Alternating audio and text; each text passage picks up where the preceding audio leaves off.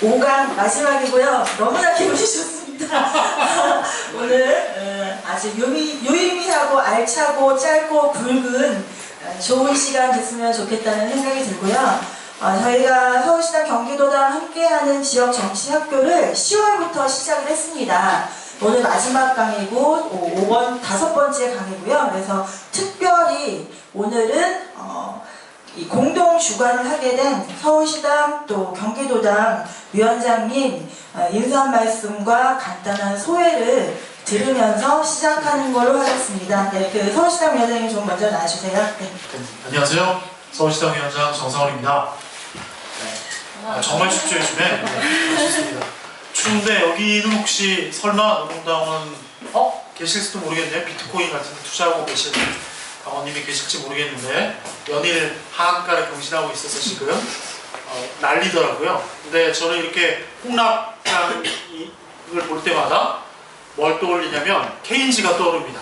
여러분들 아마 다들 노동당원이시니까 케인즈 조금씩은 아실 텐데 저 굉장히 혁명적인 변화를 만든 사람이라고 알고 있는데요. 그 사람이 쓴 책에서 사실 그 변화 핵심은 주리경제학이 미친 변화 핵심 이런 거였죠. 주리경제학이 인간이 합리적인 판단을 한다. 합리적으로 시장에서 선택을 한다는 것이었는데 전혀 그렇지 않다. 사람이 불안을 가지고 있고 불안에 의해서 움직인다. 이것이 아마 경제학에 집어넣은 것. 아마 그게 결정적인 변화라고 생각합니다. 즉 사람들이 그 이유가 무엇이든지 간에 그 계기가 무엇에서 시작되었든지 간에 그래서 그 계기가 합리적이든 비합리적이든 근거가 있든 없든 어쨌든 불안하다고 느끼기 시작하면 집값도 딸값도 주식도 다 떨어진다는 거죠. 그러기 위해서 국가의 역할을 제안을 한 건데요.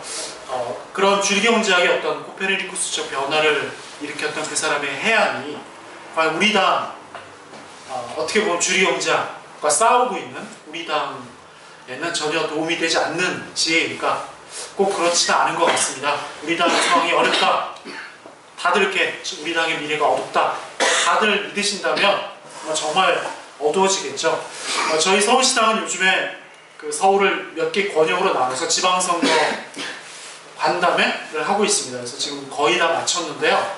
굉장히 기뻤던 거는 지금 제가 간담회 서울시당 위원장한 지가 1년이 넘었는데 간담회를 돌 때마다 처음 뵙는 당원들을 꼭 한두 분씩 그 간담회 자리에서 제가 지난 일요일 날은 강북당의 총회에 제가 다녀왔는데 처음 뵙는 당원을 4분이나 왔습니다.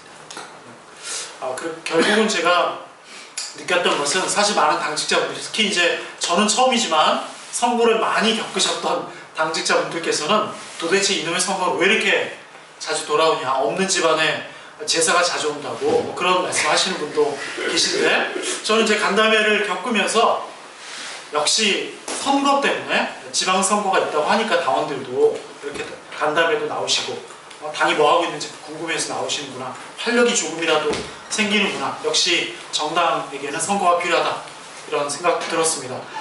네, 그리고 그런 그 의미에서 지방선거 학교 사실은 저희 서울시당도 이렇게 어려우니만큼 서울시장 선거 꼭 돌파하자 이렇게 저희가 지금 당원들하고 말씀 나누고 있습니다.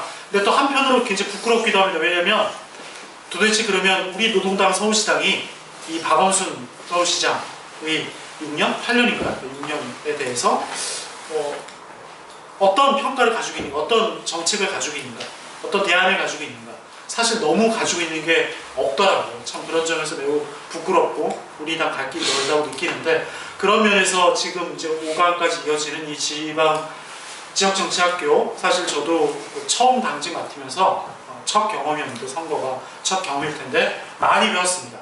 제 지역 정치에 대해서 아마 여기 참여하셨던 당원들 모두 많이 도움이 되었던 시간이었을 것이라고 믿습니다. 이렇게 비록 조금씩이라도 한 사람씩이라도 희망이 있다 이렇게 생각을 바꾸기 시작해야 우리 당에 희망이 생기지 않겠습니까? 그런 기회가 되었기를 바라겠습니다. 감사합니다.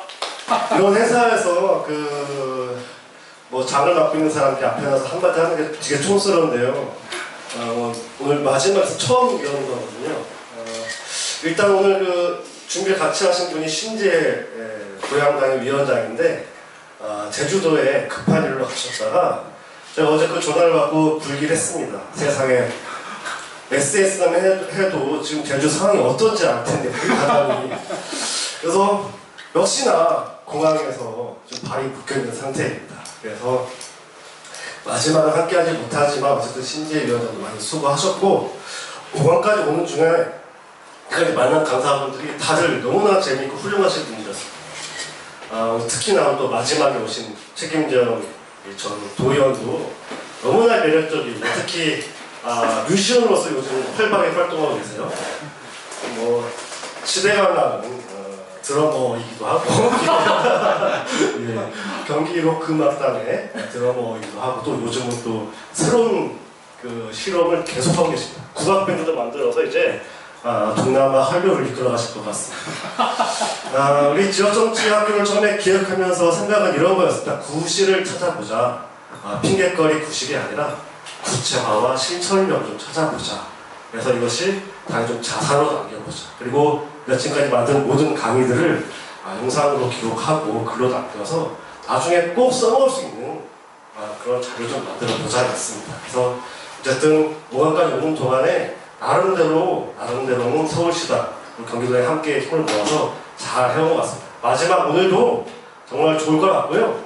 우리 책임자영 동지의 유머와 또 여러 실력을 믿어 의심치 않기 때문에 오늘도 아주 좋은 자리가 되었으면 하고 바라지 않습니다. 특히 이런 것을 기반으로 삼아서 우리 당이 힘들다고 하는데 좀 지방선거 또 앞으로의 선거 등에 큰 도움이 되었으면 하는 바람입니다. 고맙습니다.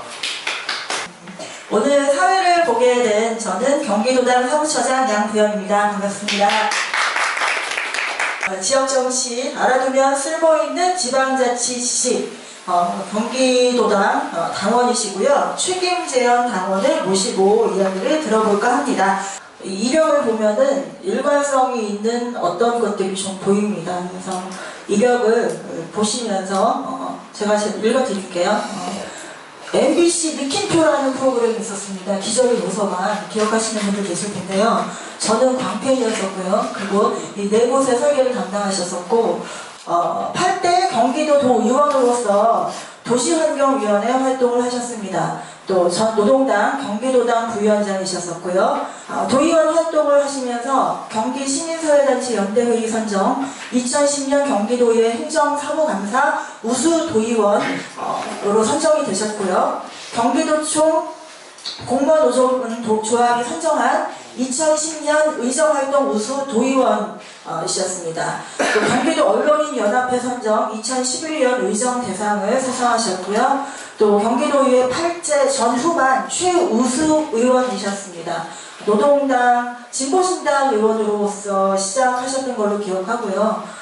굉장히 빛나는 그 도의정을 펼치셨던 도의원이셨던 것 같습니다.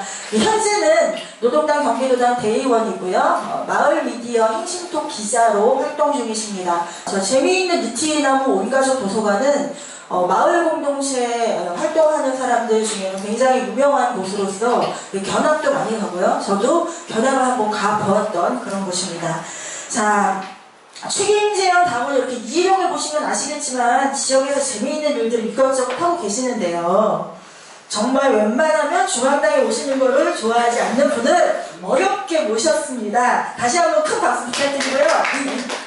예, 오늘 진행은 사회자 질문에 최김재현 전 도의원께서 답하는 방식으로 진행을 하고요. 현장에서 또 그동안 궁금했던 것들을 질의하고 답하는 방식으로 진행하도록 하겠습니다. 네. 그러면 가장 먼저 드리고 싶은 질문은요. 지역에서 활동하시는 계시는 많은 분들이 가장 가장 기본적으로 알고 있어야 하는 것에 대한 질문입니다. 그래서 경기도 의원인 광역의원으로서 활동을 한 지난 4년간 하셨는데요. 경기도 의원으로서 할 수 있는 일들이 무엇이 있는지 답변 부탁드리겠습니다. 실제 우리 동네에서 고양시의회, 경기도의회에서 뭐 하는지 가서 참관하고 그 사람들이 실제로 하는 일들이 주목주목 뭔지를 하나도 모르고 의원이 된 거예요. 그래서 처음에 막 교육받고 그랬어요. 재정이 뭐 예산이 어떻게 되고 결산이 어떻게 되고 1년에 그 의회 활동이 어떻게 진행되고 그런 거를 그때 당시 통합진보당인가 송영주 의원한테 전부터 하고 있었으니까 7대 때 가서 교육받고 막 그랬어요. 물어보고 그래서 하게 됐는데 사실은 하면서 굉장히 되게 무서운 직업이라고 느꼈어요. 그러니까 그러니까 형식적으로 보면은 예산 심의를 하고 의결을 하고 그 다음에 행정사무감사를 하는 게 사실은 의원의 주된 업무인데 사실은 그것뿐만이 아니고 조례 만드는 것도 있지. 그것뿐만이 아니고 사실은 행정에 되게 적극적으로 개입할 수 있는 자리인 거예요. 그래서 의원이 몇 마디 하면 뭐가 이렇게 확확 다 바뀌어요. 조례를 만들어서 하는 것도 있지만 평소에 집행부들이랑 이렇게 대화를 하면서 이건 이랬으면 좋겠다 저랬으면 좋겠다 그러면은 되게 말을 잘 듣고 막 다 수용을 해주는 거예요. 그래서 사실은 저는 여기 문화연대 공간환경위원회에서 활동하면서 시민운동을 하다가 너무 답답하고 바뀌는 것도 없고 그래가지고 당 활동을 하게 됐는데 그거랑 비슷한 느낌이었어요. 당원으로서 당 활동 했을 때랑 실제로 의원이 돼서 들어가 보니까 이거는 너무 다른 세상이고 진짜로 그냥 당 선거운동 이런 차원이 아니고 시민운동 하다가 당활동 할 때 느낌이랑 비슷한 뭔가 그 레벨업 되는 그러니까 지름길을 찾은 것 같은 그런 느낌이었어요. 그래서 이게 잘하면은 굉장히 좋은 의원이고 좋은 정치활동을 하지만 경기도 의원들의 이 행태를 보면은 진짜 엄청나게 이상한 사람들 되게 많거든요. 근데 그 사람들이 말 한마디 하면은 다 막 이렇게 행정이 바뀌고 예산이 바뀌고 법이 바뀌고 그러는 거예요. 그래서 굉장히 무서운 자리라는 생각이 들면서 일을 했습니다. 제가 좀 실증을 많이 내가지고 직업을 많이 바꾸는데 제일 오래 했던 직업이에요. 4년. 그래서 준비가 안 된 상태로 들어갔지만 어쨌든 저는 좀 책임감이 강한 편이기 때문에 의원 활동을 했는데 제일 주요한 활동은 그러니까 법을 만들고 조례를 만들고 개정을 하고 그 다음에 예산을 원래는 심의해서 의결하는 역할이긴 하지만 거의 편성까지도 관여할 수 있는 자리이고 그 다음에 그 집행부에서 행정을 하는데 행정사무감사를 통해서 지적질을 할 수 있는 자리가 의원이라고 보시면 되고 그리고 이제 국회의원이나 광역의원이나 기초지자체 의원이 좀 차이가 있긴 한데 이거는 물론 내용에 따라서 권한이 다르기 때문에 법에 의한 권한이 다 다르기 때문에 어떤 지자체가 어떤 업무를 수행하냐에 따라서 의원의 역할도 달라지는데 광역의원 하면서 제일 크다고 느꼈던 점은 교육이에요. 그러니까 교육은 사실은 교육부도 있고 하긴 하지만 사실은 교육자치라는 의미에서는 시나 국회보다는 이 광역 의회가 많은 권한을 가지고 있거든요. 그래서 도의 예산이 13조면은 교육청의 예산도 13조 되는 거의 비등한 수준으로 행정을 보고 있어서 교육에 대한 면이 광역도 의원한테는 되게 큰 점인 것 같아요. 근데 아까 말씀드린 것처럼 법이나 업무 이런 거에 따라서 국회의원이나 지방의원들의 역할이 달라지긴 하는데 이걸 좀 더 근본적으로 따지고 보면 사실은 지방자치제가 얼만큼 잘 돌아가냐가 이 의원 활동에 반영이 되는 것 같아요. 그러니까 예를 들면은 예산을 보면 우리는 지방자치, 그러니까 기초지자체나 광역지자체가 스스로 세워서 쓸 수 있는 범위가 굉장히 좁고 다 이제 중앙정부에서 내려주는 걸 매칭을 해서 쓰는 건데 그런 면에서 보면은 우리나라 지방자치는 그렇게 자립돼 있다고 볼 수 없고 그래서 지방의원들도 사실은 국회의원보다 이렇게 큰 역할을 할 수 없는 이유가 그런 지방자치 구조에 있다고 생각이 듭니다. 예, 도의원이 하는 역할들을 정리를 좀 해주셨는데요.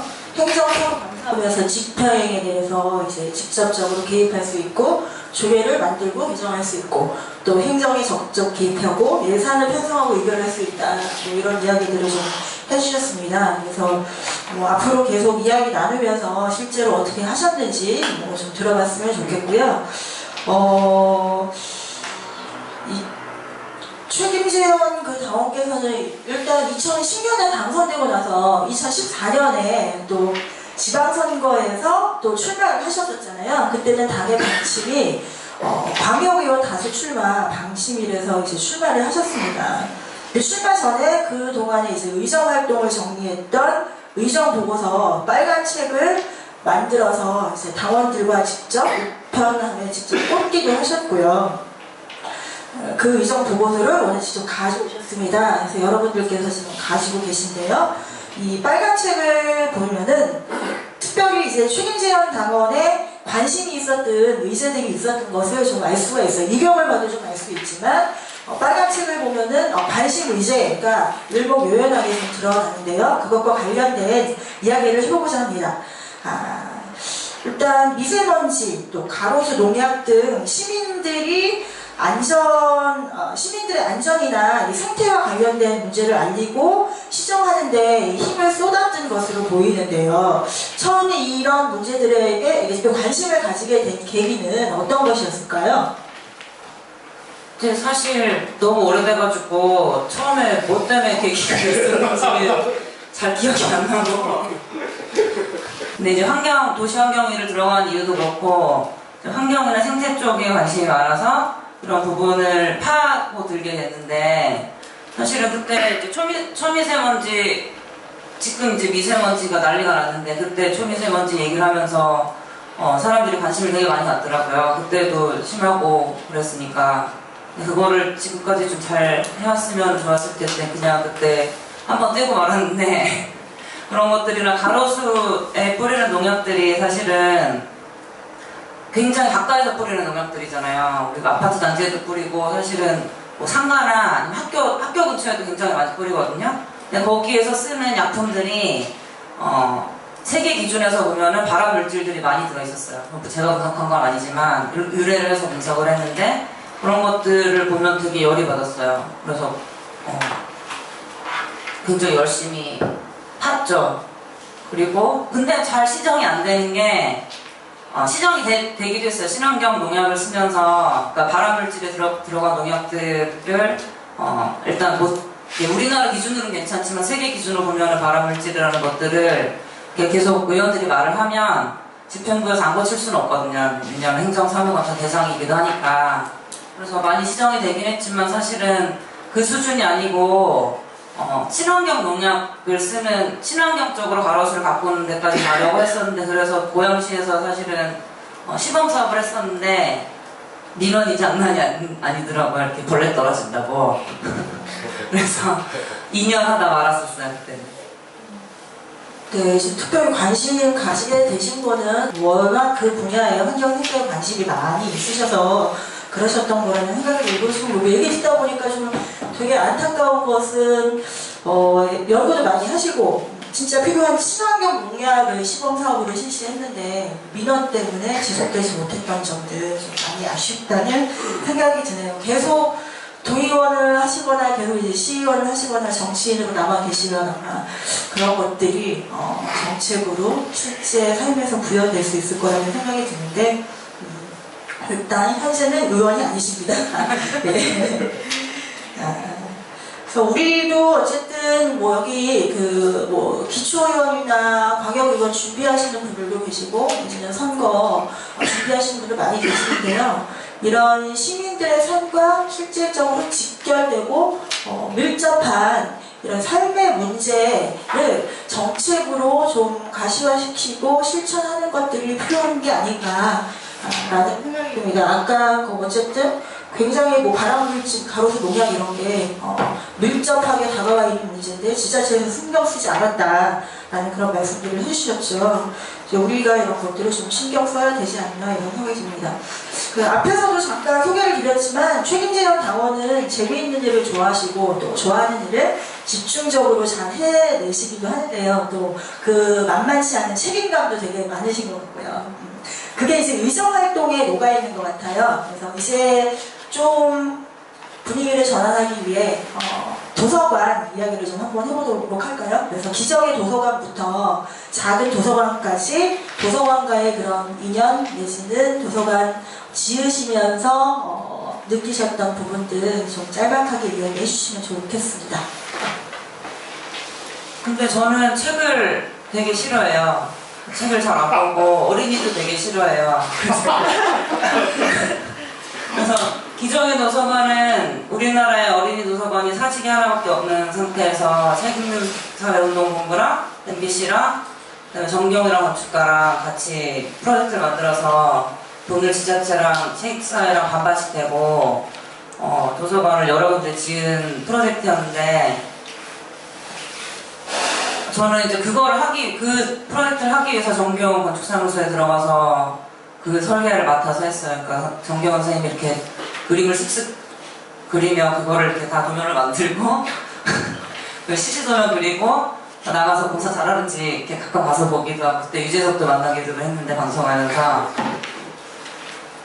제가 그 어린이랑 책은 싫어하지만 도서관이라는 공간이 동네에서 굉장히 중요한 공간이라는 생각은 들어요. 왜냐하면 지금 제가 몸담고 있는 재미있는 느트나 몽가족 도서관이 작은 도서관인데 사립 작은 도서관인데 그 도서관이 하는 역할을 보면 굉장히 공공성을 가지고 있고 그 다음에 거기 어린이들이 많이 오긴 하지만 어린이들을 통해서 그 학부모들이나 어른들이 모여서 할 수 있는 활동들이 굉장히 많거든요. 그래서 제 석사 논문도 지역 커뮤니티 거점으로서 작은 도서관의 가능성과 한계였는데 작은 도서관이라는 조그만 이런 그 공간들이 공공성을 갖고 있는 공간들이 그게 도서관이건 뭐 다른 기능이건 그런 공간들이 동네에서 할 수 있는 역할들이 굉장히 많고 공동체를 형성하는 데 굉장히 중요한 거점이라고 생각을 해요. 그래서 느낌표 그 기저귀 도서관 할 때부터 그런 쪽에 관심을 많이 가졌는데 순천 기저귀 도서관이 처음 만들어진 도서관인데 그건 되게 컸어요. 처음 만드는 거여서. 근데 그 도서관으로 인해서 주변에 작은 도서관들이 굉장히 많이 생겼어요. 그래서 그때부터 작은 도서관이 많이 늘어나기 시작했고 이런 쪽으로 관심을 갖고 있다 보니까 의회에서 할 수 있는 일들을 찾아보기 시작했어요. 그래서 작은 도서관 조례라는 거를 작은 도서관 협의회, 작은 도서관 활동하는 분들, 이런 분들이랑 같이 모여서 논의를 해서 조례를 제정을 했었고, 사실 조례를 제정하는 게 중요한 게 아니고, 이 조례를 기반으로 해서 예산을 세우고, 돈을 이렇게 지원을 해주는 게 사실 중요한 일이어서, 그 조례를 제정한 다음에, 이 작은 도서관들이 굉장히 많은데, 걔네들을 이렇게 평가를 해서, A, B, C, D, E 등급. 왜냐면 그게, 이렇게, 작은 도서관으로 등록하기 굉장히 쉬워서 그렇게 등록해놓고 학원하는 분들도 되게 많거든요. 실사를 다 나가서 이 등급을 매겨서 차별 지원하는 그 예산 편성까지 했었어요. 요새는 동네 작은 도서관에서 많은 걸 하고 밴드도 하고 술도 마시고 그러고 잘 놀고 있어요. 책은 안 가요. 저와 비슷하게 살고 계실 것 같아요. 저도 동네에서 작은 도서관, 마을 공동하면서 술도 마시고 밴드는 없고 노래 공연하고 아이들과 여러 가지 프로그램 하고 나눔 활동하고 있어서 재미있게 활동하고 있고요. 사실 저도 이제 지역에서 이 마을 도서관, 지역 도서관 이렇게 만들고 이 주민 활동하면서 여러 가지 조례들을 찾아봤는데 그때만 하더라도 이 작은 도서관 조례 제정을 우리 당의 당원인 책임지원 당원이 만드는 걸 잘 모르고 있었어요. 오늘 보니까 너무 고맙고 새록새록 감동적입니다. 네, 이런 귀한 분을 모시게 돼서 너무 기쁩니다. 자, 어쨌든 책임지원 당원께서는 건축을 전공하시기도 했고 지금도 이 도시계획에 대해서 계속 공부하고 계시잖아요. 이제 도시계획에 너르게 생태도로나 하천사업 등이 포함되잖아요. 도로도 그렇고 하천도 그렇고 관리 주체가 도인 곳도 있고 또 시인 곳도 있고 그렇더라고요.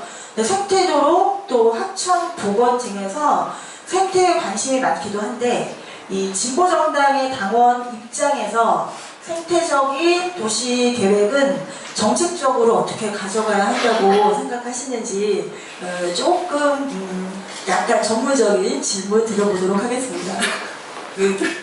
질문 열어서 빼달라고 하는 걸 제가 까먹어가지고. 저는 그 입시는 미술을 해가지고 미대를 들어갔는데 하다 보니까 건축이 재밌을 것 같아서 건축으로 갔다가 또 하다 보니까 도시가 재밌을 것 같아서 지금 도시 공부를 하고 있는데, 사실 도시 공부를 처음 시작하게 된 계기가 사실은 이 의원을 하면서예요. 저는 저기 문화연대에서도 공간환경의 활동을 통해서 도시 운동을 했었고, 건축을 했으니까 대충 도시에 대해서 잘 알 거라고 생각을 많이 했는데, 그래서 이제 도시환경에 4년 내내 있었거든요. 근데 하면서 보니까 실제로 이렇게 벌어지는 일들을 보니까 진짜 모르고 있다는 생각이 많이 들었어요. 그래서 특히 이제 뉴타운이나 이런 것들을 접하면서 진짜 이거는 너무 백치구나. 머리를 좀 채워야 되겠다는 생각으로 도시계획대학원을 들어갔었던 기억이 있는데, 지금도 아직 하고 있지만, 근데 사실 우리나라에서 지금 새로운 도시를 만드는 것보다는 노후화된 도시를 어떻게 관리를 할 건가, 이게 이제 메인 주제인데, 그래서 이제 마을 만들기도 나오고 뉴타운도 나오고 도시재생도 나오고, 요새는 어디까지 나오냐면 독일 같은 경우에는요, 그러니까 인구가 줄고 도시가 노후화되면서 사람들이 주는데 거기다가 계속 인프라를 투자할 수 없으니까 도시를 천천히 없애가지고 자연에 돌려주는 작업도 하고 있거든요. 근데 요새 드디어 그런 이슈가 나오기 시작하더라고요. 소멸도시인가? 하여튼 그런 용어를 써가면서 도시계획학회에서는 이 노후화된 도시들을, 그 도시재생 예산이 지금 문재인 정부 들어서면서 엄청 커졌는데, 그 예산들을 다 들여가지고 이 죽어가는 도시들을 살릴 것이냐, 아니면 진짜 그냥 자연스럽게 소멸하게 놔두고 거기는 자연한테 돌려보내고 모여 살 곳에서 모여 살고 이런 게 더 낫지 않냐, 이런 얘기들이 조금씩 나오고 있어요. 근데 저는 그 생각에 동의하거든요. 도시 계획 이론 중에 컴팩트 시티라는 게 있는데, 그거는 사람들이 최대한 많이 이렇게 몰려 살고, 그럼으로 인해서 거기는 조금 나빠질 수 있지만, 환경이 나빠질 수 있지만, 주변의 자연들을 보호할 수 있는 개념이에요. 그게 미국에서부터 나왔는데, 미국에서는 하도 이게 도로도 잘 뚫려있고 차도 다 갖고 다니고 그러니까 중심부가 이렇게 딱 몰려있는 게 아니고, 중심부가 있으면 그 옆으로 스프롤 현상이라고 엄청 이렇게 퍼져 살잖아요.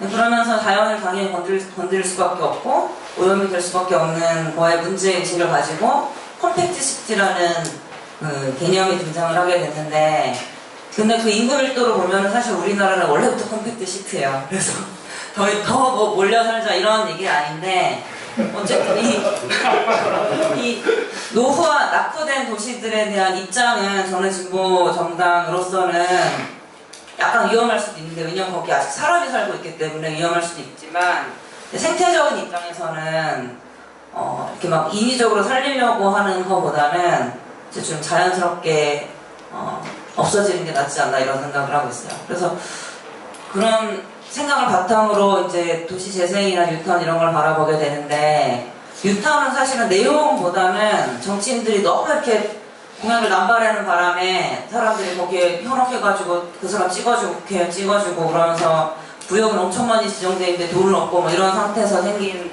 사태고, 도시재생은 그 이후에 이제 재개발을 다 밀어버리고 아파트를 짓는 재개발이 아니라 어차피 그게 사업성이 안 나오기 때문에 못하고, 그러면은 그렇다고 후진동네에서 계속 살 수 있는 게 아니기 때문에 마을 만들기 뭐 이런 거랑 개념 합쳐가지고 이 노후된 도시를 어떻게 좀 잘 살려보고자 하는 게 이제 도시재생의 개념인데, 우리나라에서 지금 진행되는 거는 제가 보기에는, 저도 그렇고 이제 몇몇 저희 교수님도 그렇게 생각하고 있지만, 이 사업이 잘 될 건지 안 될 건지 아무도 예측을 못해요.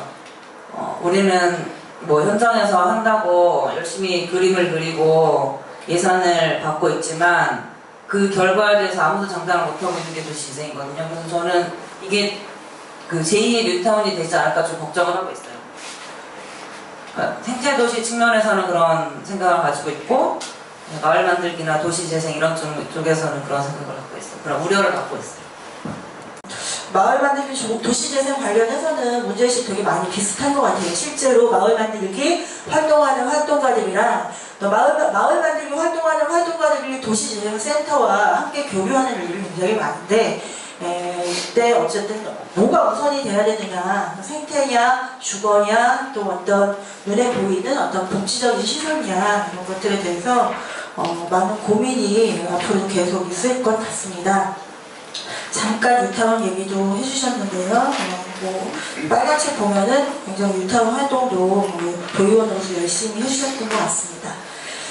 지금도 이제 책임지원 당원께서는 마을 공동체 관련된 일들을 또 즐겁게 하고 계시잖아요. 마을 미디어 혁신통도 그렇고 작은 도서관 조합원이나 대안학교의 학부모로서 필요한 일도 하고 계십니다. 또 좋아하는 밴드를 통해서 아까 말씀하신 것처럼 즐겁게 사신다라고 하셨고요.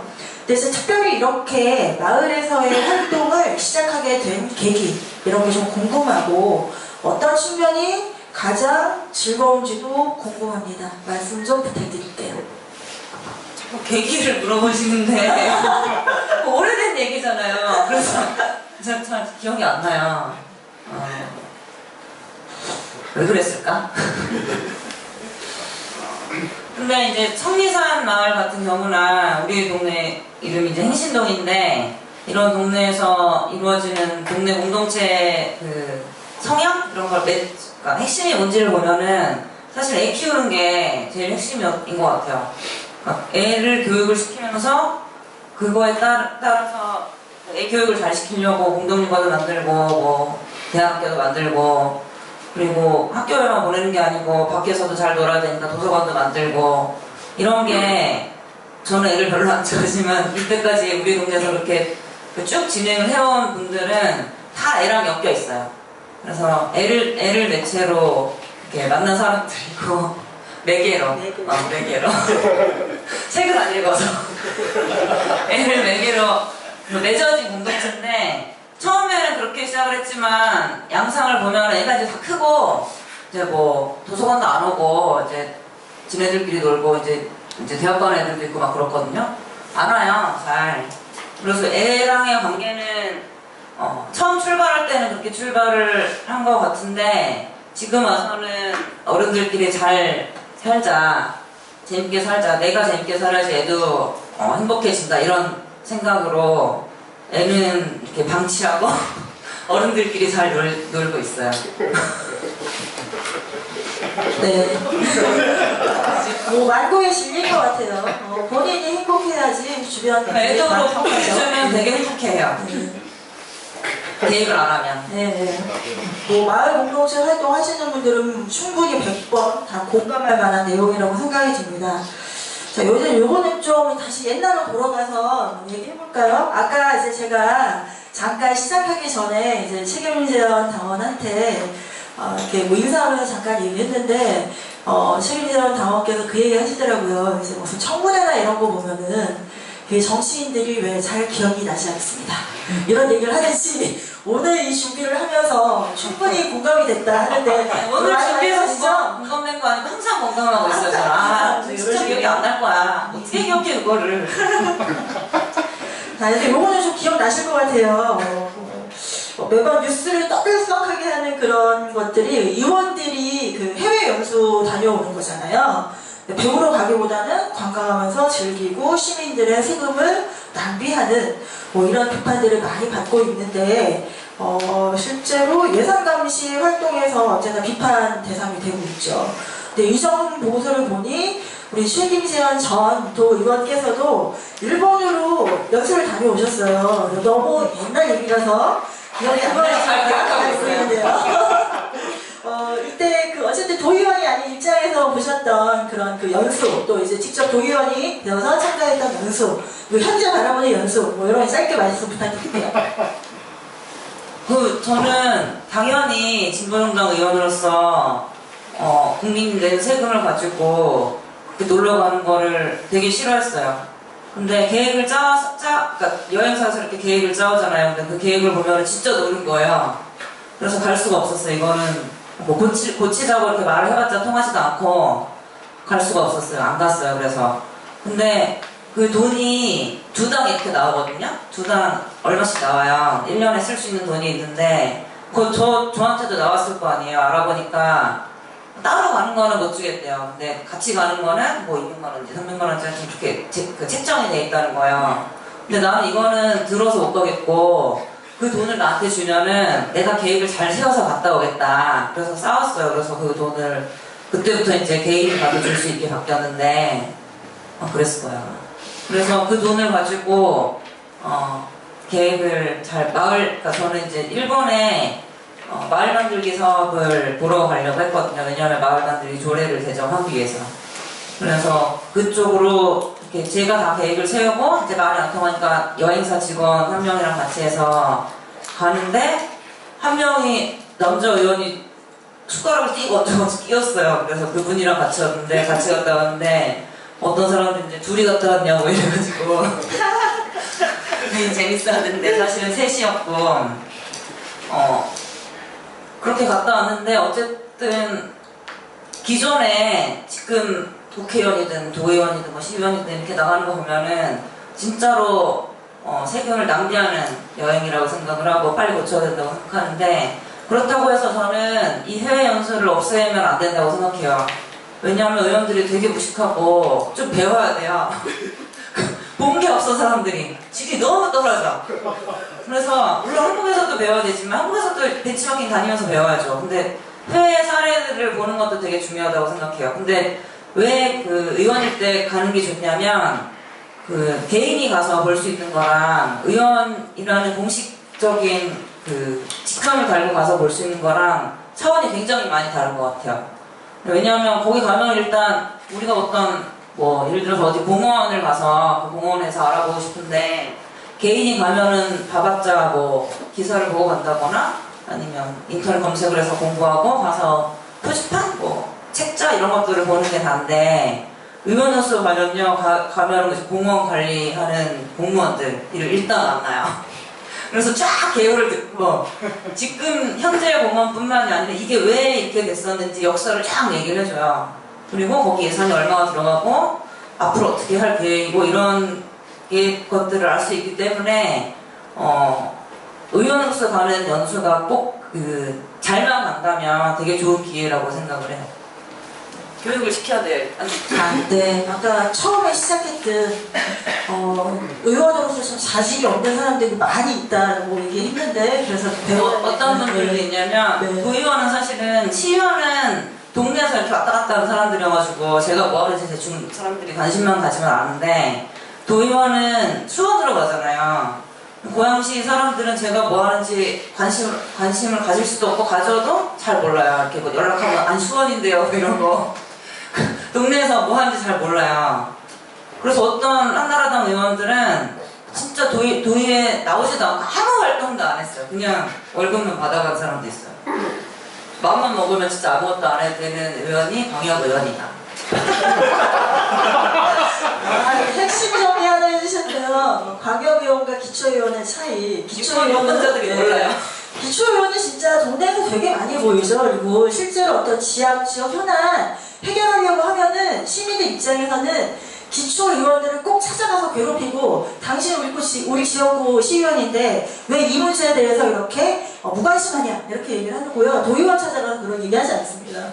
아주 굉장히 팍 와닿는 도의원에 대한 광역의원에 대한 시의원이랑 국회의원을 찾아가죠. 네, 그렇죠. 도의원을 안 찾아가. 자, 이제 좀 거의 좀 정리가 된 것 같아요. 제 질문지가 이제 한쪽밖에 남지 않았습니다. 점점 기분이 더 좋아지고 있는데요. 네, 이제 노동과 관련된 이야기로 좀 넘어가 볼까 합니다. 지금은 의정 활동을 하고 계시지는 않지만 이 빨간 책 보시면은 과거에 이제 노동 관련된 비정규직 문제 해결하고 또 도의원으로서 애써 주셨던 그런 경험들이 나와 있습니다. 현재는 의정활동을 하시지 않지만 행신동의 경기 노동자 고용 문제 때문에 바쁘시죠. 많은 활동도 하고 계신 걸로 알고 있고요. 그래서 경기 노동자 관련한 어떤 일을 하셨는지 또 어떠셨는지 궁금합니다. 이번에 최저임금 오르면서 당연히 이제 전국의 아파트들의 최저임금을 받고 있던 경비 노동자 문제가 전국적으로 이슈가 될 거라고 생각을 했는데, 그 문제에 대해서 사실 내가 사는 아파트 단지에 그런 일이 생기는 게 너무 쪽팔렸어요. 너무 후진 아파트 같잖아요. 그래서 최소한 우리 단지에서는 그런 일이 안 벌어졌으면 좋겠다는 생각을 하고, 작년 여름부터 이제 동네 사람들을 꼬시기 시작했어요. 저도 사실은 아파트에 살지만 아파트에 뭐 시스템이 어떻게 돼 있고, 어떤 사람들이 동대표들을 하고 있고, 뭐 경비원들은 무슨 일들을 하고 있고 이런 관심이 별로 없잖아요. 저도 관심이 거의 없었는데 공지 붙은 거 이런 거 잘 안 보고 그랬는데, 이제 이런 내년에 분명히, 작년에 생각하기에 내년에 분명히 이런 일이 터질 게 뻔하기 때문에 관심을 가져야 되겠다고 생각을 하고, 8월이면 약간 좀 그때 일렀었는데 동네 사람들한테 계속 얘기를 하기 시작했어요. 근데 동네 사람들도 당연히 관심이 없죠. 원래 관심이 없었고, 사실은 어떻게 되든 아직도 관심 없는 사람들이 많이 있는데, 그런 활동을 하면서 성과는 크게 뭐 해고를 막았다 정도의 성과는 났지만, 되게 중요했던 거는 사람들이, 우리 단지에 사는 사람들 한 대충 50여 명이 우리 단지에서 뭔 일이 일어나고 있고, 경비원들은 어떤 일들을 휴식 시간이 얼마인 채 하고 있고, 동대표들은 어떤 사기꾼들이 있고, 입주 대표장은 얼마나 멍청하고, 관리소장은 얼마나 뒤에서 잘 주무르고 있는지, 뭐 이런 것들을 다 알게 됐어요. 그리고 다 알게 되면 이제 관심을 가지잖아요. 그런 게 성과라고 생각을 해요. 그래서 저희 단지는, 그러니까 핵심톡은 마을 미디어인데, 저희 단지뿐만이 아니라 이제 동네 단지들을 맨날 전화해서 물어보고 어떻게 됐냐, 어떻게 될 것 같냐, 뭐 이런 것들을 계속 물어보고 기사를 쓰기도 하고, 특히 이제 제가 사는 단지에서는 소장도 만나고, 소장 고발했다고 협박도 하고, 소식지 만들어서 다 꽂고 돌리기도 하고, 이런 일들을 하면서, 해고는, 저희 동네에서는 해고하면 되게 좀 나쁜 사람이 되는 분위기를 만들어 놓고, 해고는 그래서 한 데는 없고, 이제 다 휴게 시간 늘려서, 그러니까 월급을 그냥 동결하거나 아니면 거기 플러스 정부에서 나오는 13만원 정도, 이 정도까지 수준으로 정리가 됐어요, 저희 동네는. 근데 어쨌든 그 과정을 통해서 사람들이 내가 사는 곳에 이 노동자들이 있고, 그 노동자들의 권리들이 중요하다는 거를 좀 다 몸소 깨닫게 되는 계기가 됐던 것 같아요. 노동당 당원으로서 실제로 여러 가지 정책들을 이야기하고 활동들을 많이 하죠. 그러나 정작 내가 살고 있는 곳에서 주민들과 만나면서 나도 노동자이고, 나의 주변의 사람들도 다 노동자이고, 또 내 아파트 일을 봐주시는 분들도 노동자이고, 게다가 비정규 불안정 노동자이고, 그럼에도 불구하고 현실 속에서 어떤 직접적인 개입을 한다는 게 굉장히 쉽지 않은 일인데, 우리 최김재원 당원께서는 재밌는 일이 있었어요. 네네. 그 재밌는 일이 뭐냐면, 이제 선거하면은 차량에다가 이렇게 포스터 붙이고 다니고 맨날 그러잖아요. 의원할 때는 아니고, 선거할 때 보면은 이제 제 차에 포스터가 붙어 있으면은 티가 팍팍 나잖아요. 경비 아저씨가 그거를 유심히 보고 있었던 거예요. 저는 모르고 있었는데, 저희 아파트 단지에서는 선거운동 대상이 아니니까, 유권자들이 아니니까 그냥 뭐 추천을 하고 이러고 다녔는데, 저희 동네 경비 아저씨가 그거를 자세히 보고 있었더라고요. 그래서 경비 아저씨가 사실은 먼저 찾아왔어요, 저를. 찾아와서 노동당 당원인 거 알고, 당신 이런 일을 하는 것도 알고, 근데 우리를 도와줘라, 이렇게 먼저 찾아오셔가지고, 시작을 하게, 이거는 시간이 얼마 안 됐기 때문에 계기가 생각이 나요. 그래서 시작을 하게 됐고, 지금 사실은 노동당 이름으로 이 사업을 하려고 당협에서는 계획도 하고 그랬는데 잘 진행을 못했고, 저는 개인적으로 우리 단지에서 했는데 그게 좀 맛이 아쉽긴 했는데, 나중에 물어보니까 다 노동당이 한 줄 알고 있어요. 경비 아저씨도 내가 노동당 당원이어서 찾아왔고, 동네 사람들도 아이고 노동당 당원들이 나랑 이렇게 막 남편이랑 그런 사람들이 이렇게 추진하는 거 아니야? 뭐 이렇게 생각하고 있더라고요. 그래서 아무 말도 안 했어요. 박수 한번 쳐주세요. 네, 실제로 생활 정치에서 노동당 당원으로서 소외성 수범하고 모범적인 모습들을 보여주고 계십니다.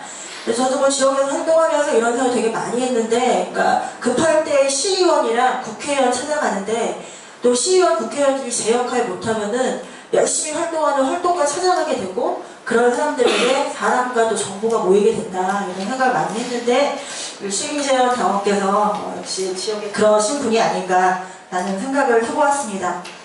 이제 질문으로서는 마지막이고요. 몇 개 좀 남았습니다. 네.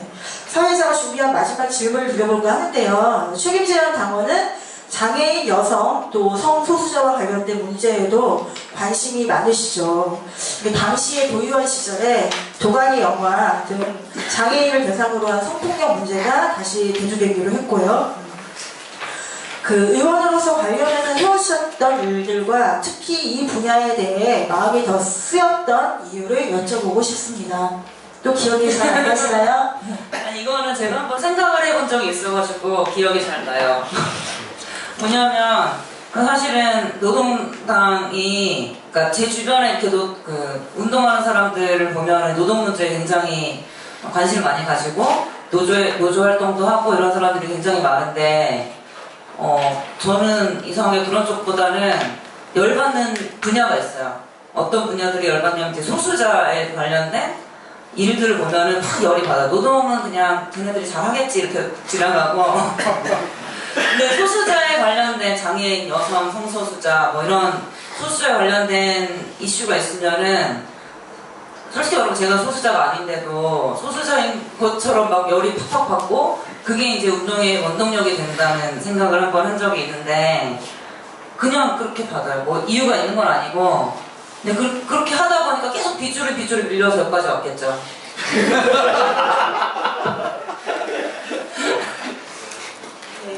열받아서 현답이었던 것 같고요. 소수자와 관련된 이슈에 더 마음이 간다. 이것 이상 진솔한 대답이 어디 있을까 이런 생각이 듭니다.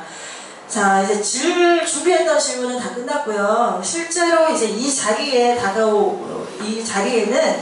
다가오는 지방선거를 준비하고 계시거나 또는 지역에서 앞으로 정치를 해보고자 하시는 분들이 함께하고 계십니다. 중앙의 이슈만큼 지역의 이슈에도 관심이 많고요. 의원으로서 또 경험도 있으시고 여전히 이 말만큼 손이 빨라서 재빠른 활동과 실천들을 많이 하고 계신데요.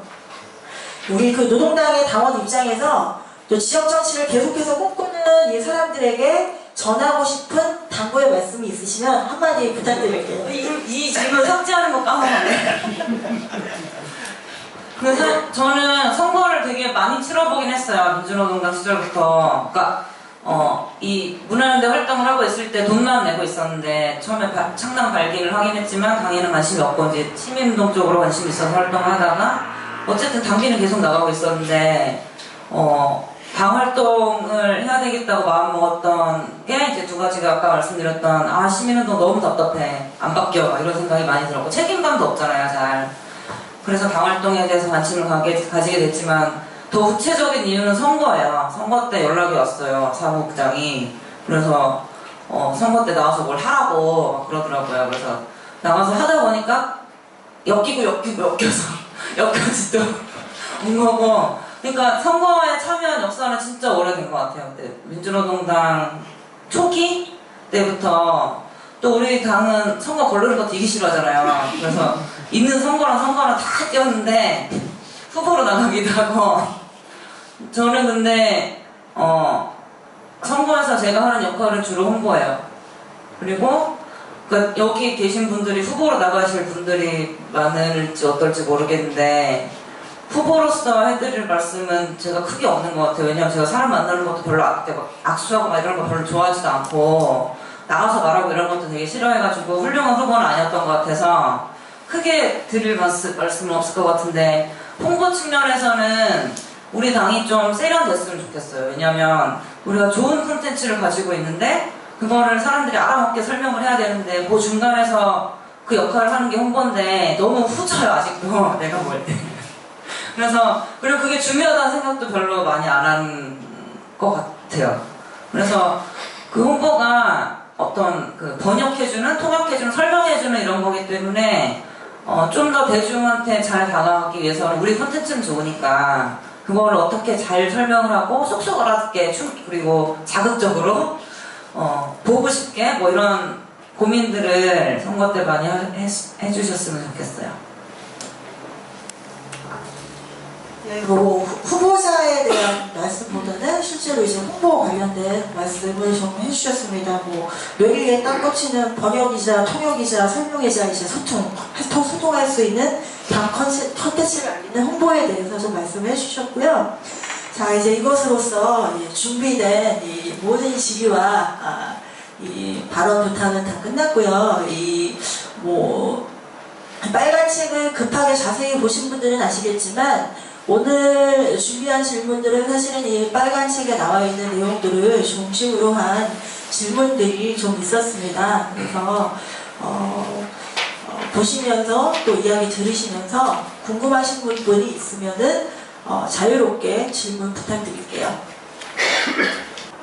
이게 취지는 너무 좋은데 지금 우리나라 대부분 특성상 저희는 부동산 투기라는 것이 전혀 사라지지 않잖아요.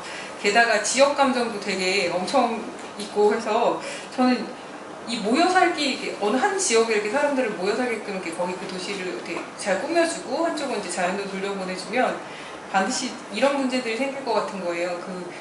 소위 그 자연으로 돌아간 그쪽에 대해서는 이제 돈 많은 사람들이 자기네들이 독식을 한다든가 거기를 투기 대상으로 삼는다든가 언젠가는 여기가 뭐 이렇게 쓰이게 될 거야. 뭐 하도 뭐 유기농이나 뭐 이런 것들 되게 민감하게 생각을 하니까 나중에 더 비싸게 쓰이겠다.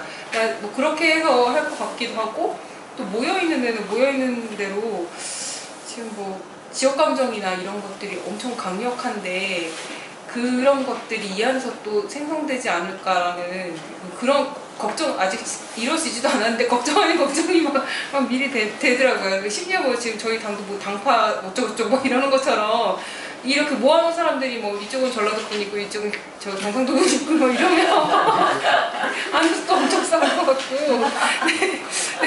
저는 이런 것들에 대한 그러니까 현실적으로 나타날 수 있는 그 부작용들이 되게 막 궁금하거든요. 저는 투기는 잘 모르겠고 돈 많으면 뭐 쟁여놨다가 나중에 돈 벌라고 하든가 말든가 그건 잘 모르겠고 근데 동네 공동체 생활을 하다 보면은 뭐 겉으로는 뭐 행신동에 뭐라 그랬지 그때 배우러 오고 뭐 견학 오고 뭐 이런다고 하지만 그래서 이제 좋은 모습만 보여줄 수 있지만 실제로 동네에서 살면은 사람들이 모이면은 갈등이 생길 수밖에 없고 싸움이 날 수밖에 없고 그런 것 같아요. 근데 그거를 그 지역 감정은 잘 모르겠고 사람들이 모여 사는 데 있어서 그런 싸움 나고 갈등이 생기고 그걸 또 풀고 이런 과정들은 필수적이라고 생각을 할 수밖에 없게 됐어요. 그러니까 동네에서 살면서 투기랑 엮이면서 부작용들이 오히려 이렇게 생길 것 같은 그러니까 사람이 없는 지역에 대한 투기와 근데 지금 중소도시들이 막 인구 사라지면서 다 죽어가고 있는데 그게 나중에 어떻게 그 땅이 이렇게 뭐 계획이 쓴다든가 개발 계획이 쓴다든가 그러면은 이제 가치가 변할 수 있지만 그거의 가치를 올리기 위해서 인위적으로 돈을 투자하는 게 지금 도시재생이거든요. 그래서 놔두면 가치가 떨어질 수밖에 없고 투기는 이루어질 수 없겠죠. 그렇지 않을까요? 그래서 어떤 사람들은 되게 극단적인 사람들은 그 죽어가는 도시를 그대로 둬야지 임대료가 떨어지고 임대료가 떨어지면 또 사람들이 임대료가 싸니까 들어온 사람들이 다시 생기고 그러면서 활력이 생기고 다시 임대료가 올라가고 이런다는 거야. 이렇게 곡선을 그린다는 거야. 그래서 일부러 이거를 돈을 투자를 해가지고 공공시설 인프라를 좋게 해주고 노후주택을 개설하고 이런 게 당장은 좋아 보일 수 있지만 그로 인해서 일어나는 부작용들이 있잖아요.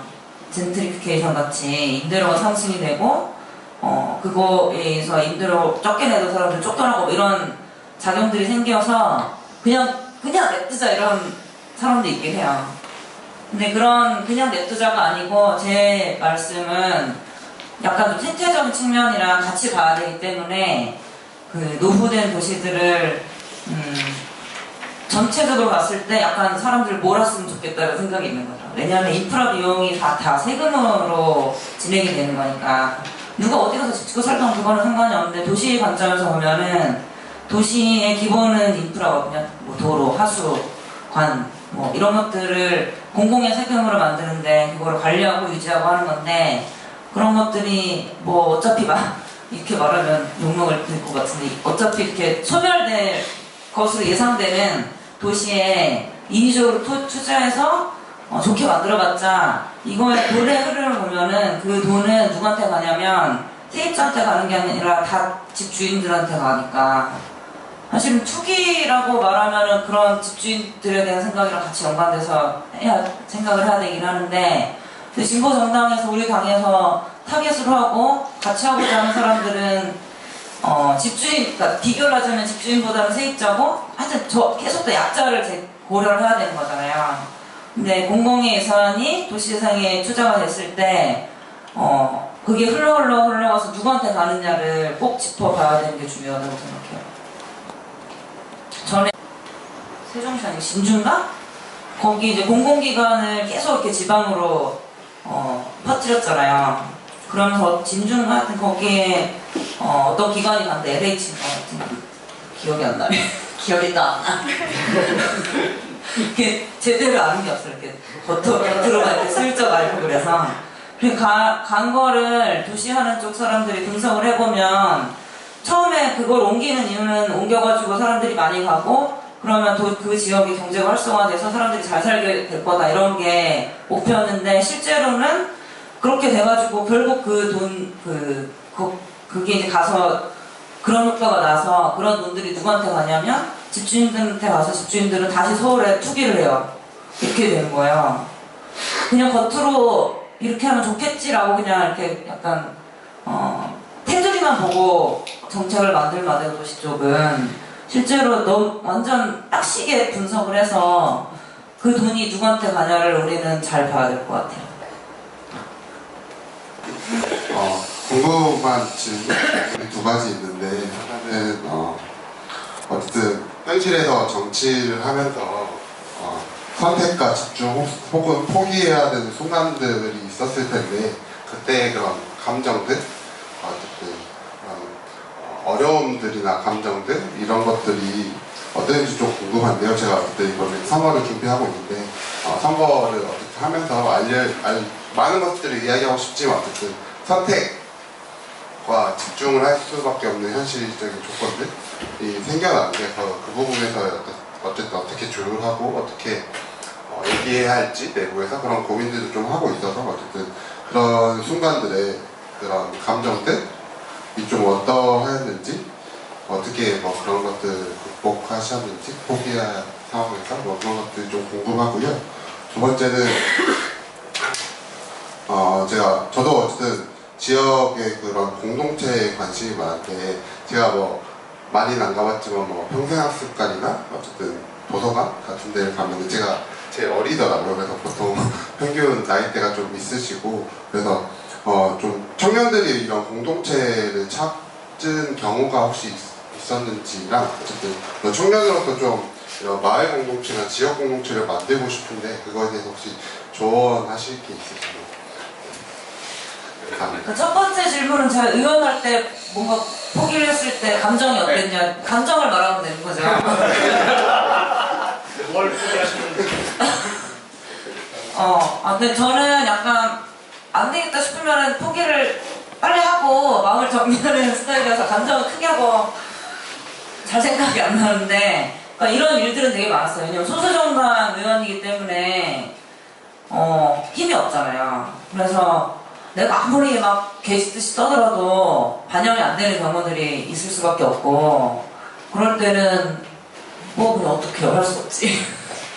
예를 들면 그러니까 생태하천 아까 여기 생태하천 얘기 잠깐 하셨는데 하천을 그러니까 하천을 지천들을 다 이렇게 하고 부셔가지고 돌로 막 박고 막 직강화 시키고 별 난리를 치면 사업이 있었어요. 생태하천 보건사업이라고 있었는데 이름은 좋은데 그 현장을 가보면은 실제로 생태하천이 아니고 살고 있는 하천을 막 이렇게 막 공원화 시키는 사업이라고 저는 이제 최종적으로 판단을 하고 그게 환경부에서 내려오는 돈이 있는데 거기에 이제 지역에서 매칭을 해서 나가는 사업이고 그래서 도에서는 사실은 그걸 건드릴 만한 게 없었어요. 도에서 돈이 뭐 그렇게 많이 나갈 것도 아니고 기초지자체랑 국가의 일이기 때문에 도에서는 예산이 오면 이렇게 통과시켜주면 되는 일이었는데 그런 게 되게 현장에 가보니까 열받아가지고 이 사업들을 싹 다 없애려고 노력을 많이 했거든요.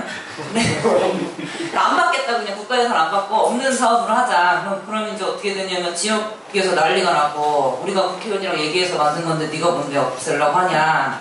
부터 시작해서 다른 건 다 없애고 내 것만 살려줘 이러는 의원도 있고 같은 동료 의원이 그러니까 문제의식에는 다 동의하는데 이게 구조적으로 안 되는 것들이 있잖아요. 그러니까 결국은 그때 몇 개만, 그러니까 시범적으로 몇 개만 없애고 대신에 그 돈으로 생태하천이 사업이 잘 되고 있는지 평가하는 예산을 이렇게 돌려서 사용한 적이 있는데 하여튼 주로 이제 포기하는 것들은 큰 정당 의원이 아니고 소수 정당 의원이기 때문에 포기하는 것들이 많았고 그런 것들은 맨날 당하던 일이어가지고 별로 그렇게 감정적으로 상처를 받거나 그러진 않았어요. 열받으면 싸우고 뭐 이러는 거지만. 두 번째 질문 기억이 안 나는데. 청년! 그 고양시도 이 위성도시여가지고 주로 이제 베드타운이니까 직장생활, 서울로 직장에 안 나가는 아줌마들이 많고 애들이 많고 이런 도시예요. 그 청년들은 다 이제 서울 나가서 놀고 그래서 그럴 수밖에 없는 구성원들은 이제 그럴 수밖에 없다고 생각을 하는데 작년에 그 리듬이라는 청년 단체가 만들어졌어요. 그러니까 고양시에서 일하고 고양시에 살고 있는 청년들이 약간 청년이라고 하기에는 나이가 좀 많은 애들도 있긴 하지만 어쨌든 지네가 청년이라고 하니까 고양시에 살고 고양시에서 일하는 청년들이 고양시에 관심을 가져보자고 자기네들끼리 이렇게 네트워크를 만들고 얘네들이 한 일 중에서 제일 중요한 거는 그 청년 인권 조례를 원래는 주민 발의를 하려고 했다가 못하고 의원 한 명 꼬셔가지고 같이 발의를 해서 조례 제정을 한 일이 있거든요. 근데 그런 것들이 보면은 니네 왜 처음에 시작하게 됐어? 이런 걸 물어보진 않았지만 제가 옆에서 볼 때는 그 백수가 세상을 바꾼다고 동네에 어쨌든 시간을 가지고 그 시간 동안 거주하는 시간이 생활하는 시간이 많으면 그런 일들이 싹 틀 수 있는 계기가 되는 것 같더라고요. 그리고 두 번째는 우리 도서관이 이제 아까도 말씀드렸지만 이제 곧이 아니라 작년부터 고등학교 졸업한 애들이 생겼어요. 이제 대학 간 애도 있고 아닌 애도 있고 그런데 걔네들은 이제 공동육아부터 같이 했던 친구들인데 커가지고 그렇게 된 거예요. 근데 청소년 때는 이제 거의 안 오다가 얘네들이 대학을 가고 나서 다시 도서관에 오기 시작을 했어요. 그래서 되게 놀라운 사건이었는데 작년에 그 이유는 뭐냐면 도서관 프로그램 중에 그런 것들이 있었어요. 원래 중고등학생들이랑 초등학생이랑 엮어가지고 니네 둘이 알아서 놀아봐. 근데 매개는 수학이야. 수상한 수학 뭐 이런 해가지고 이렇게 의형제 맺듯이 이렇게 맺어주는 걸 했었는데 이번에는 걔네들이 와가지고 수학 의사를 했어요. 수상한 수학 병원이라고 이런 프로그램에서 의사를 했어요. 의사. 근데 얘네들이 대부분 주변에 있는 청년들을 보면은 재밌는 서울 나와서 놀지 고양시에서 못하는 걸 이렇게 생각을 하고 실제로도 그런데 얘네들은 공동육아 때 같이 했던 딸이 있어서 그런지 잘 모르겠지만 도서관에서 그런 거 하는 걸 되게 좋아하더라고요. 그래서 자기들이 먼저 하겠다고 하기도 하고 막 프로그램 가르칠 내용물도 스스로 만들어 오고 아울리치라고 청소년 아울리치라는 프로그램 아세요? 그러니까 청소년들한테 상담을 하고 싶은데 찾아오라 그러는 게 아니고 직접 나가서 이제 길거리에서 상담을 하는 프로그램인데 그것도 올해는 걔네들이랑 같이 하기로 했어요. 제가 뭐 청년들이 제가 청년이 아니기 때문에 어떻게 해야지 잘해야 되나 이런 것들 제가 스스로 고민을 안 해봤지만 이런 현상들을 보면 좀 지역에 선착해서 지역 관심을 갖는 사람들이 많아지면 근데 왜 관심을 안 가질까요? 그게 문제인데. 근데 그런 청년들이 많아지면은 우리들은 좀 늙은 사람들은 되게 좋죠. 너무 재밌어요, 오면은. 핵심 키워드 지역에 관심을 가져라 이런 말씀이셨습니다. 네. 어쨌든 마을 공동체가 있는 곳이랑 도서관 이런 것들을 잘 찾아보면 청년들이 같이 함께할 수 있는 책 읽기 모임 이런 것도 있고요, 독서 토론 이런 것도 있고요. 예. 그리고 아까 말씀하신 것처럼 이 청소년들이 그 마을 공동체에서 자라난 아이들은 청소년 때부터 초등학생들한테 베풀 수 있는 이런 프로그램들을 준비를 하고 더 커서 이렇게 하는 것 같아요. 그래서 그런 것들을 잘 찾아보시고 또 나중에 기회가 되시면 지역에 관심을 갖고 만들어 보시면 좋을 것 같습니다. 또 질문하실 거 있으세요? 없으시면 저도 질문을 하나 좀 드려볼까 하는데요. 저는 제가 사는 곳에 저희 아이들이 다니는 학교가 이렇게 재개발로 인해서 학생 수는 늘어나고 교실과 운동장은 빚어가지고 그래서 증축을 해야 되는 이런 시기에 보니까 이 여러 가지 재원들을 다 따오더라고요. 학교 증축을 위해서. 어떤 학교는 국회의원 특별교구금으로 체육관을 짓기도 하고, 어떤 학교는 도의원이 어떤 예산을 따와가지고 학교에 어떤 시설 투자를 해주기도 하고, 어떤 학교는 또 시의원이 어떤 예산을 가지고 와서 해주는데, 아까 말씀하실 때 행정사고 강사도 하고 예산 편성과 결정 이런 걸 하신다고 했잖아요. 그래서 도의원을 하셨으니까 도의원이 실제로 어쨌든 지역에서 선출을 하긴 하지만 지역구 활동을 한다기보다는 도 전체의 어떤 이런 행정을 보시는 거잖아요. 예. 근데 해당 지역구랑 관련해서 어떤 가용할 수 있는 이런 예산 이런 게 있는지 그런 게 좀 궁금합니다. 공식적으로 의원이 예산을 편성한다고 말씀하시면 큰일 나고요. 예산을 심의하는 건데 이제 내용을 들여다보면 편성할 수 있는 길도 되게 많다 이런 거거든요. 근데 지역 예산을 어떻게 만들냐면 이제 과정을 보면 물론 국가에서 어떤 전국을 대상으로 하는 사업들을 가지고 그게 지역에 뿌려지면서 중간에 도를 거쳐서 이렇게 가고 이런 매칭하고 이런 사업들이 있고, 근데 의원들이 있는 이유는 사실은 그 지역에 사는 사람들의 민의를 대변을 해서 나가서 일 좀 해라 이런 거잖아요. 그래서 민원에 대해서 신경을 안 쓸 수가 없죠. 그럼 민원을 받다 보면은 대부분 다 예산이 드는 것들이고, 그게 시설을 개선을 하든 뭘 만들든 아니면 동네 사람들끼리 뭘 활동하는 거를 지원을 하든 이런 것들은 다 이제 공공 예산으로 지원을 해달라는 민원이 많은데, 그러면 의원은 그거를 들고 가가지고 내가 경기도 의원이면 경기도 가서 이렇게 할 수 있는 방법이 뭐가 있는지 집행부랑 의논을 하고, 그래서 이 예산을 세울 수 있는지 의논해서 세울 수 있다 그러면 세우고, 이렇게 하면은 그 지역의 예산이 내려가는 거예요. 근데 특히 아까 처음에 말씀드린 것처럼 교육 쪽은 예산도 많을 뿐만이 아니라 기초지자체에서 관할을 하는 게 아니고 거기 이제 교육지원청이 있는 거고, 총괄 관할을 광역에서 하잖아요. 경기도 교육청 이렇게 거기서 하기 때문에 예산도 되게 많고, 그리고 교육 관련해서 학교 관련해서 예산을 이렇게 갖다 주면은 많은 유권자들한테 신차를 받을 수가 있어요, 한꺼번에. 다 몰려 있으니까 유권자들이. 그래서 그런 쪽으로 의원들이 예산 편성을 많이 해요. 감사합니다. 질문에 대한 아주 충분한 답변이 있어요. 네. 또 질문 있으세요? 네, 아까 설명드린 서울시당 위원장인데요. 저는 또 관악 당협위원장이기도 합니다. 네, 아시겠지만 관악이 사고 상태가 됐다가 재건이 됐거든요. 그래서 재건한 위원장인데, 이 말씀 드린 이유가 제가 이제 위원장이 됐을 때 저희가 으쌰으쌰 해가지고 관악 당원들이 10분 이상씩 모여서 당원 모임도 열심히 지금도 줄기차게 한 달에 한 번씩 당원 모임을 하고 있습니다. 근데 이제 어떤 문제에 봉착을 했냐면 우리가 관악 안에 아무런 기반도 없는 거예요. 그러니까 사실 그 지역사회에 오랫동안 투자해서 뭔가 하나라도 기반을 가지고 있던 분들은 전부 다 탈당을 하셨고, 그래서 그 관악에서 대충 이렇게 보면 할 만한 사업이 있잖아요. 그러니까 뭐 그런 것들은 이미 다 사실은 관악사회, 관악이 또 시민사회 운동이 꽤 발전한 곳이 뿌리도 깊고 하기 때문에 사실 뭐 이렇게 언뜻 생각 드는 것들은 대부분 다 이미 여러 정당들, 시민사회 단체, 또 녹색당, 뭐 민중당, 정의당이 다 하고 있는 것 같고 결국 그러면 우리는 열심히 모였지만 사실 관악 안에서 뭘 기반은 하나도 여전히 못 가지고 있는 그래서 참 부끄러운 말씀이지만 관악 당협은 이번 지방선거에 저희가 여러 번 논의를 했는데 뭐 선거를 칠 수 없겠다 이런 이제 판단을 내렸습니다.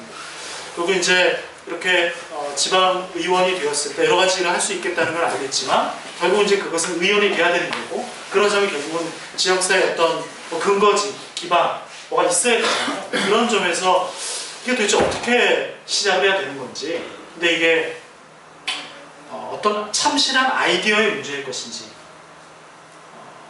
뭐 어떻게 좀 시작을 해야 되는 건지 사실은 근데 저희 관악당협 같은 경우에는 또 중간에 그 촛불 탄핵 국면이 있었잖아요. 사실은 열심히 했거든요. 근데 또 뭐 그게 사실은 그 지역사회에서 기반을 갖는 거거나 또 딱 이어지진 않더라고요. 그런 점에서 그래서 굉장히 막연한 질문일 수 있는데 이렇게 이제 지역사회에 아무런 기반을 가지고 있지 않은 이런 당협이 지역에서 뭘 하고자 할 때 도대체 뭐 어떤 경험자로서 어떻게 시작해야 된다고 보시는지 어려운 질문을 드리고 있습니다. 그거를 왜 저한테 물어봐요? 경험자시니까요. 근데 뭔가 때문에 물어보는 거야? 도의원으로 당선이 되셨기 때문에 네. 좀 당선된 걸 아까 말씀드렸잖아요. 오빠로 나갔다가 구도가 그렇게 되는 바람에 그냥 된 거라고. 그 지역 기반이 있어서 된 게 아니고 진짜로 그렇게 된 거예요. 그래서 저한테 적당한 증명인지는 잘 모르겠는데 그냥 지금 저희 고향 당협의 상태를 보면은 똑같은 답답함을 갖고 있는 것 같아요. 그러니까 지역에서 어쨌든 신지혜 위원장이 잘 활동을 하고 있고 당원들도 우리는 되게 막 적어졌다고 생각하지만 다른 당협이랑 비교하면 많대고 뭐 4번째가 5번째가 그렇대고 막 그래서 당원도 많은 편이고 그럼에도 불구하고 선거에 대해서 되게 걱정도 많이 되고 선거뿐만이 아니라 평소에 지역 활동을 할 때도 답답한 면이 되게 많죠. 근데 저는 그럴수록 어쨌든 처음에 시작을 어떻게 해야 되는지는 저도 잘 모르겠지만 우리가 관심 있는 이슈들에 대해서 노동당으로서 이제 개입을 할 때 좀 자신 있게 했으면 좋겠어요. 예를 들면은 그 연대 활동을 하거나 뭘 할 때 보면은 그러니까 열심히 해가지고 다 일은 다 해주고 당 일은 같이 넣기 싫다고 노동당 일은 빼라고 뭐 이런 사태들이 되게 많거든요. 그럼 하지 말아야 돼요. 저는 안 해야 된다고 생각해요. 노동당 이름을 정정당당히 걸고 노동당 이름 넣어줘 라는 요구를 계속 해가면서 일을 해야 된다고 생각하고 저는 그런 관점을 가지고 운영위에서 얘기를 하거든요. 근데 그게 지금 답변이 안 되는 것 같은데 처음에 어떻게 시작했는지는 저도 잘 그냥 옛날부터 좀 더 구체적으로 말해보세요. 여전히 어떤 빈 구석이 있을까요? 아니면 기존에 어떤 벌어지고 있는 영역인데 예를 들어서 의제가 뭐 장애인, 여성, 청소년 이렇게 의제들이 있을 거 아니에요? 근데 어떻게 보면 지금까지 다루지 않았던 어떤 영역을 개발하는 문제일 것인지 아니면 이미 많은 정당들이 다루고 있는 의제들인데 그것을 노동당만의 어떤 관점으로 새롭게 접근해서 해야 되는 문제일 것인지 근데 이제 이게 글쎄 그런 어떤 원칙이 있기 어려운 문제긴 한데 이렇게 말씀드리는 이유는 우리 당이 사실은 지역 정치에 대해서 그렇게 기존에 많이 다루고 있는 의제를 새롭게 볼 만한 그런 관점이나 원칙, 정책을 사실 별로 안 가지고 있다고 생각해요. 많이 유실돼 버렸고 그럴 만한 뭐 철학이라든지 이론적 배경이라든지 이런 게 기존의 것을 새로운 관점에서 보고 어떤 대안을 제시할 만한 그런 실력도 굉장히 부족한 거 아닌가.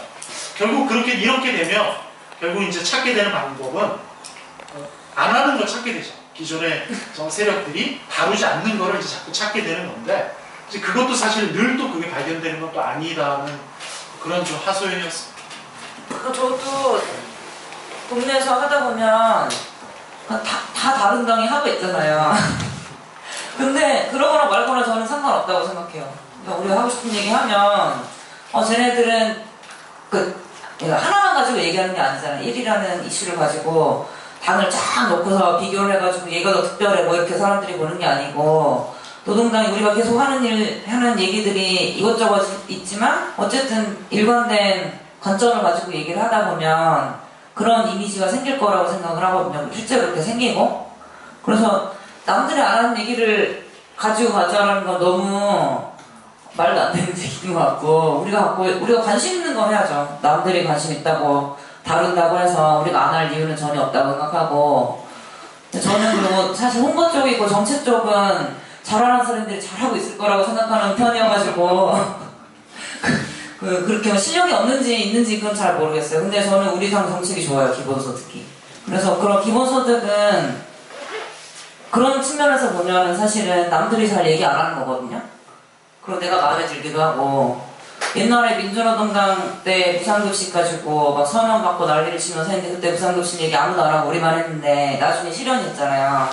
그럼 물론 다 민주당이 있다고 생각을 하지만 우리는 떠들고 싶어서 떠든 거고 저는 그때 되게 좋았고 성과라고 생각하고 그게 지금까지 이어져 오고 있다고 생각하는데 그런 측면에서 보면 저는 기본소득 사람들한테 할 얘기도 많고 또 AI랑 겹쳐가지고 더 할 얘기도 풍부해지고 그리고 약간 분위기도 좀 바뀌는 것 같고 그래서 그런 쪽이 좋아요. 저는 사람들도 관심 있어 하고 정이 기존에 없었던 새로운 것을 하는 것보다는 이미 우리가 왔고 얘기가 아니잖아요. 아니 기존에 이건 말도 상관없이 하고 싶은 얘기 하자는 얘기인데 그렇게 정리를 하시면 어떡해요? 하고 싶은 거 잘 열심히 해보자. 이해하셨습니다. 네. 괜히 정리하려고 했다가 민망해지네요. 네. 또 질문 또 있으세요? 네. 그러면 오늘 마지막 5강 지역청취학교까지 계속 처음부터 끝까지 함께 청해주신 분들 진심으로 감사 인사드리고요. 오늘 알차고 또 굵고 짧은 진지한 이야기 함께 또 유쾌한 이야기 함께 해주신 최경지원 당원님께 큰 박수 드리면서 마치겠습니다.